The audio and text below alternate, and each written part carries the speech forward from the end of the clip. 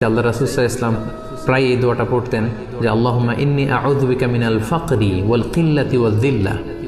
এর মানে হচ্ছে, হে আল্লাহ, আমি দারিদ্রতা থেকে আপনার কাছে পানাহ চাই, আমি স্বল্পতা থেকে আপনার কাছে পানাহ চাই, আমি লাঞ্ছনা থেকে আপনার কাছে পানাহ চাই। যে আল্লাহুম্মা ইন্নী আউযু বিকা মিনাল ফাকরি ওয়াল কিল্লাতি ওয়াল যিল্লা।